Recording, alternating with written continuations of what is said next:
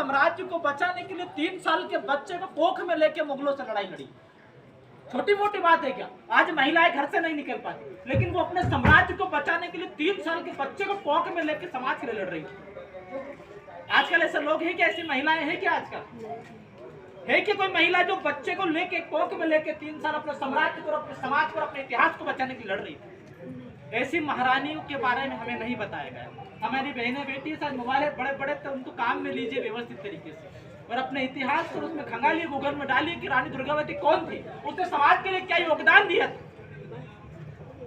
आज कहीं ना कहीं लगभग रानी दुर्गावती को उनके देहांत हुए लगभग 500 साल हो गए हैं, लेकिन हमारे इतिहास को लोगों ने छुपा के रखा, नए नए काल्पनिक चीजों का हमारे सामने ला के रखा।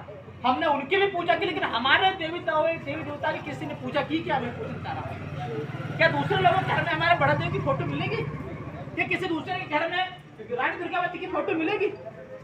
यार बता रखने की तो बात दूर है, लेकिन इन्होंने तो हमारे इतिहास को पूरी तरीके से साफ करने का काम किया है। मैं धन्यवाद देना चाहता हूँ युवाओं का। कम से कम मुझे ये बताइए कि बड़ा देव की स्थापना होते हैं कितना साल हुआ है? तो पहला साल है।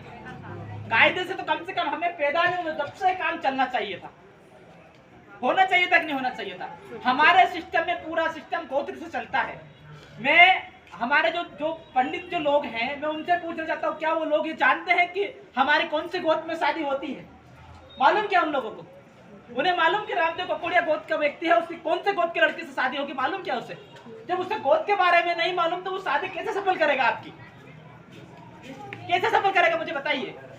हमारी बहनें बेटी है, आप लोग सभी लोग पढ़े लिखे लोग हैं, लेकिन मेरी जो दादी थी वो 90 साल की थी, और मेरे दादा जी तो 110 साल जिए थे। मेरी दादी ने कभी करवा चौथ का व्रत नहीं रखी, तो मेरी दादी ने करवा चौथ का व्रत नहीं रखी, मेरे दादा तो बहुत सारे साल जिए। लेकिन आजकल क्या होता है कि लंबे उम्र की कामना रखेंगे, फलाना उपवास रखेंगे, ठिकाना उपवास रखेंगे। हमारे समाज के लोग वैसे ही बर्बाद हो गए। आज कभी छठ का उपवास है तो कभी फलाने का उपवास रहने वाली महिला से मुझे बहुत गुस्सा है। यहाँ पे कोई हमारी बहनें बेटी कुछ बोल रहा हो तो मुझे बताइए, मैं हर एक चीज का, हर एक सवाल का जवाब दूंगा। उपवास रहने में हमारा कोई फायदा नहीं। अरे भगवान को तो देखो, अब मेरी कोई माँ है, मेरी माँ ये नहीं चाहेगी कि मैं उपवास रहूं, दिन भर भूखा रहूं। कोई चाहेगी क्या कोई माँ? मुझे बताइए। आप लोग, हम सब लोग, आप हमारे जो पिता समान लोग बैठे हैं, आप भी बताइए, मैं इनका बेटा हूँ, ये नहीं चाहेगी कि मेरा बेटा दिन भर भूखा प्यासा रहे। वो अपने पेट पालने के पहले वो खुद भूखी रहेगी, लेकिन अपने बच्चे को पालने पोषने की खाने की व्यवस्था करेगी। लेकिन एक ऐसा सिस्टम है जो हमें 3-2-4 दिन तक उपवास में परेशान हो जाते हैं। साथियों, हमारी बहनें भी बेटी है, उनसे भी मैं निवेदन करूंगा कि हम लोग 5 अक्टूबर को रानी दुर्गावती जी की प्रतिमा लगाने के लिए जा रहे हैं। उस रानी दुर्गावती की प्रतिमा जो अपने समाज के लिए, अपने इतिहास के लिए, अपने साम्राज्य को बचाने के लिए मर गए, लेकिन कभी कदम पीछे नहीं हटाया।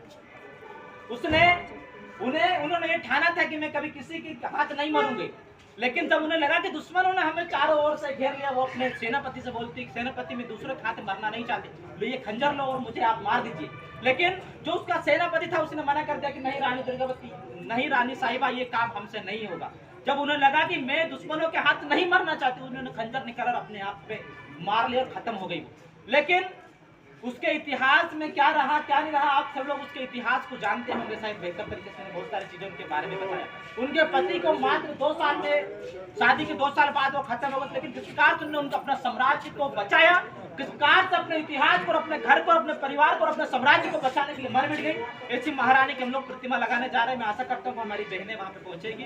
खास करके ये हमारा कार्यक्रम नहीं है, ये खास करके आप लोगों का कार्यक्रम है, तो इसलिए आप लोगों का पहला कर्तव्य बनता है कि आप सभी लोग उस कार्यक्रम में पहुंचे और उस कार्यक्रम में सहयोग करें, और उस कार्यक्रम में आगे बढ़ाने के लिए आप लोग सहयोग करें। हमारी बहनें बाहर किसी पटेल के यहाँ मजदूरी करने जाती है, हमारे समाज के लोग उंगली नहीं उठाते, लेकिन जब सामाजिक कार्यक्रम में जाती है तो उंगली उठाते हैं। तो मैं, बहुत सारे लोग बैठे हैं, बुजुर्ग लोग भी बैठे हैं, उनसे भी कहना चाहता हूँ कि समाज में जब तक परिवर्तन नहीं आएगी, जब तक हमारी बहनें हमारे साथ कंधे से कंधे मिलाकर काम नहीं करेगी, जब तक हमारे लोग, हमारी बहनें जागरूक नहीं होगी। मुझे बताइए, हमारे साथ में बहुत सारी महिलाएं, बहुत सारी हमारी बहनें काम करती है, वो अदर जिले में जाती, पर किसी की मजाल नहीं आप उठा के देखिए, वो इतनी मजबूत है। लेकिन वो इतनी मजबूत है कि वो हजारों महिलाओं की रक्षा कर सकती है। लेकिन जो महिलाएं, जो बहनें घर में कहीं ना कहीं उनके ऊपर अत्याचार होता है, इस चीज को मानते हो कि नहीं मानते? मानते हो कि नहीं मानते? हमारे युवा साथी बैठे हैं, मानते हो कि नहीं मानते हो? मानते हैं। कहीं ना कहीं उसकी जागरूकता की कमी, कहीं ना कहीं जानकारी की कमी के कारण हम लोग पिछड़ रहे हैं और हमारे समाज के ऊपर अत्याचार होते हैं। आज मुझे बताइए, हर एक क्षेत्र के अंदर हमारी बहनों के ऊपर अत्याचार होते हैं, कौन लड़ाई लड़ेगा? हमारे कोई पार्टी वाले आते हैं क्या लड़ाई लड़ने के लिए? हमारी बहनों के साथ कुछ गलत होता है तो कोई आता है क्या कोई लड़ने के लिए? नेमावर के अंदर 5 हमारी बहनों को और एक भाई को 5 लोगों को जमीन के अंदर गाड़ दिया 10 फीट। कितने लोग आए थे उसकी लड़ाई लड़ने? हम 1.5 से 1.5 महीने तक उन बहनों की लड़ाई लड़ रहे थे। बड़ी मुश्किल से अगर कुछ मिला तो उनको कंकार मिला है। पार्टी के लोगों ने हमारा सपोर्ट नहीं किया। ठीक है, पार्टी ये अलग चीज है, संगठन अलग चीज है, लेकिन ये बात समाज की और समाज के इतिहास को बचाने की बात है। इसलिए आशा है कि आप सब लोग उस कार्यक्रम में पहुंचेंगे, ऐसी मेरी बहनों से भी आशा है और हमारे साथियों से भी। जो हाथ